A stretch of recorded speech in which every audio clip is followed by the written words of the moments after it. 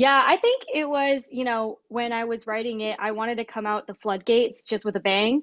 Mhm. And I've always had this image of like especially when you're a gymnast, you're always, a little more on the friendlier side. You're not supposed to speak your opinions. You're not really supposed to share your emotions. And I feel like this song was mainly to encapsulate more the emotional journey that I've been through gymnastics, and especially when it came to like bullying and it came to um, people making fun of me when I was younger. And it was to hope to share the emotional side and also showcasing that when that I do have like another side to me that's not just like the happy-go-lucky person, but also to someone who almost I wanted to be an alter ego at the time, that I could like defend myself and I could stand up for myself, because I would come home like if people were making fun of me, I would come home crying and my parents used to actually give me like tips on what to say back, but I would just freeze up and get angry and like bottle in frustration. And now I feel like I'm older, I'm able to vocalize that, and it was almost like a alter ego who I wanted to be when I was younger, to be able to like stand up for myself.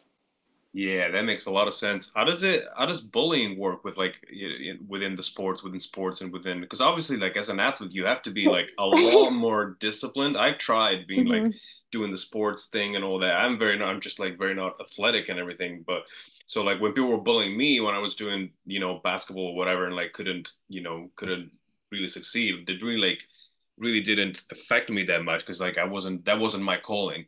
But I feel like that for you, like obviously the situation was different. Like what kind of experience was that for you? And how did Yeah, you how did you how did you transform that into, positive energy, I guess?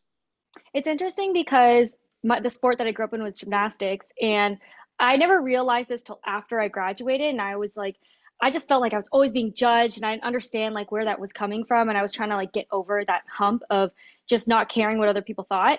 But I actually, my like mom told me, she goes, "Well, you grew up in a sport that's literally judged like the entire time. You go to practice, you're judged.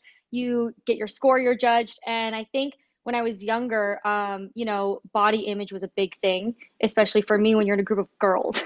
And so girls are developing faster, and I was definitely slower pace when it came to that. So they used to make fun of my body, like I wasn't womanly, and it was a lot of those kind of things. And I think because we were in such a high competitive environment, we spent like 25 plus hours with each other, and we went to school together, and everything was a competition. And so I think, I am very competitive naturally, but I also think too, when people aren't getting what they want, they kind of attack you personally. And it was a really hard environment. I would say middle school was definitely tough, because I think that's again when, girls are, you're becoming more of like a woman, and you're trying to be more comfortable in your own skin. And I felt very confident with my talents, but I did not feel confident as a person.